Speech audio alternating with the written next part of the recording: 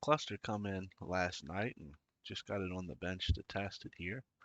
I have the power and grounds hooked up, same way as they would be in your car. So I have the run start, the battery wire, and also the grounds. Both of these grounds here, the power and logic ground. So I'm gonna go ahead and hit the switch, and here we see everything come on. There is our odometer display. So there's no issues there. I think maybe what you're having a problem with is this gray and yellow wire here. So like if you see, and this is the run wire. I'll show you on the diagram here real quick. So this gray and yellow wire right here is for the run right here, and it's going through fuse 6 and then coming from the ignition switch. So I would use a test lamp to check fuse 6 first to make sure you have power on both sides of it. If you do have power on this F6 fuse, then move back over to the cluster, because what happens is if it loses power, you'll see the odometer cuts off. And I can cut the main power off, I can cut it back on, but we have no odometer display, right? So now if I hook this power back in, you see the odometer instantly comes on. Now the mileage isn't showing right now. That's because I don't have the data coming in, and that's how they'll do when they're not communicating with the engine computer.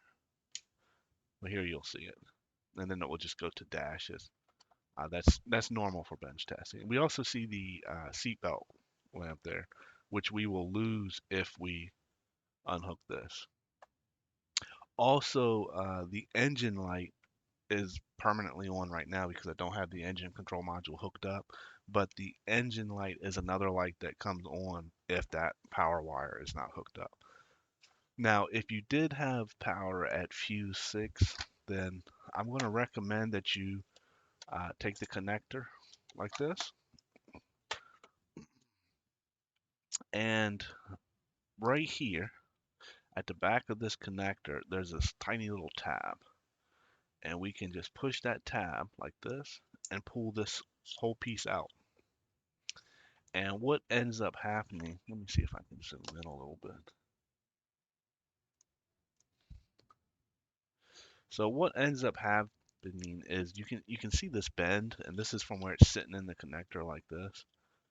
This gray and yellow wire is this one right here, which is taking the most bend.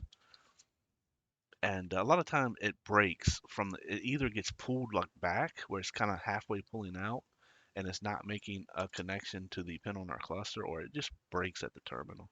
But what you can do is use a test lamp again, and you can check right there and see if you got power with the key on.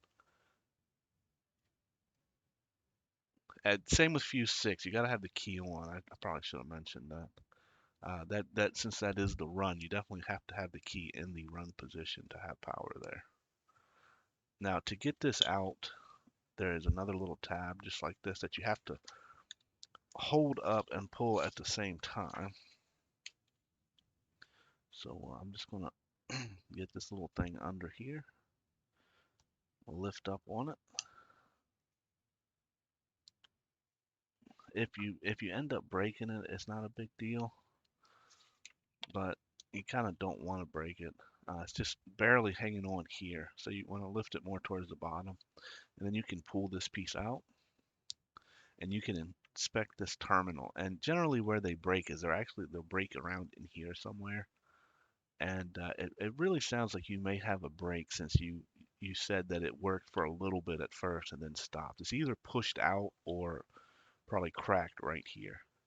And if it's cracked, you can try to, I don't know if you have a soldering iron, or um, you may can just have to snip it and crimp on a new terminal. Or, you can maybe find a wire at a junkyard or something and cut it and then just twist them together. Uh, but you definitely will have to fix that. This power here is very important, and this is going to be a problem somewhere with the power on this gray and yellow wire. So if you do need any more help, just let me know, and I'll I'll try to help you out. But uh, other than that, I mean, it's good to go.